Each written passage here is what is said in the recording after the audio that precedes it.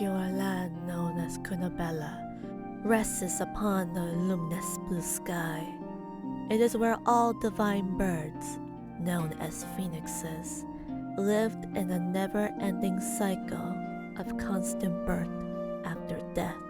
Their magical abilities are produced by a single female deity, an Arya goddess, who also protects their home by her divine powers. She sings for her phoenixes every day to pass the time, bringing them joys by entertainment, having them to dance and play music as if they found a partner to entertain as well. It was all what they could do to honor her protection and powers. They were unable to speak to her, unable to tend to her words. One day, the goddess vanished without a trace. All of her birds went into a panic, pecking and blaming each other for her disappearance. As time passed, they searched for their goddess, but to no avail. Many of them lost hope, while the others' powers faded, resulting in many tragic moments many birds have never experienced.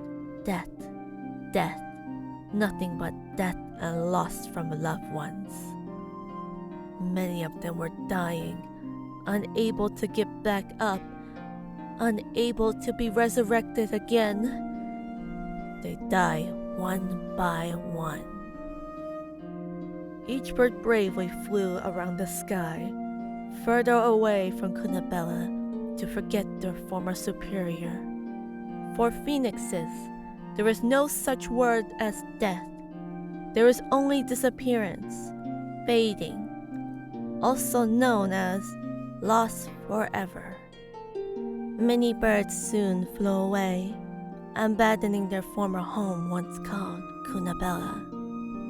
However, only one remained loyal to both its home and its goddess. It spends its time enduring pain from loneliness by singing and dancing alone. It survived by growing its own food and drinking the streams from its river. Without the goddess's magic, the leaves died quickly. Even the ground grew unhealthy, unable to have it live without food and water for days. It left the nest with nothing but darkness and powerlessness. And yet, the bird still stayed, waiting for his goddess to come home. Constantly dying of thirst and hunger, it still came back to life to wait for his goddess to come home. Even when its powers deteriorate each day, it still thinks of its wonderful memories with its goddesses and its true home.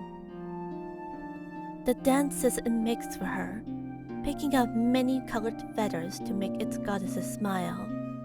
Even the sound of her voice puts them in another world, not being able to think about anything for a while. Then one day, finally, the goddess returned to see a devastated state of the empty gray nest.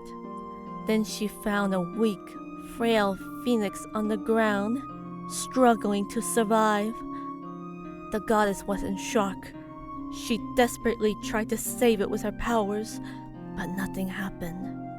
"Why?" she asked the bird. "Why would you keep staying here if you're going to die here?"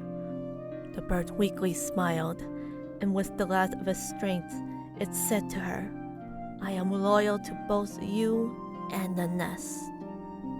Then its body dispelled, and then it became lost forever once more. Great grief took over the goddess, never knowing the loyalty from just one bird. According to history, in exchange for her guilt, she gave half of its soul to the bird. The goddess's soul was completely different. Its body changed from wings to arm, claws to nails, its beak shrunken into lips. It was reborn as a different being, as the way we are right now. Once it was reborn, the goddess then raised it to become her first deputy. She renamed it Euclid Emerson. Once the goddess realized that there was one bird who would remain by her side, she has decided to revive Kunabella. After searching around the sky, the goddess found out that many of her birds had made their own nest without the use of her powers. Some used sticks, leaves, and even flowers, while others used their feathers to make a colorful nest. Many of them never returned, as many of the birds accused the goddess of the murders of many innocent phoenixes. Their accusations were strong, but her determination remained strong because of her deputy. Together, they were able to restore Kunabella as it was. As time passed, rumors of Kunabella's sudden recovery began to spread. Some birds were able to return and gave our goddess another chance, but the others still had doubts. There were many other birds that taught us their way to survive. We were able to speak and gain education. However, the constant debate from whether Kunabella is restored or not, war was coming.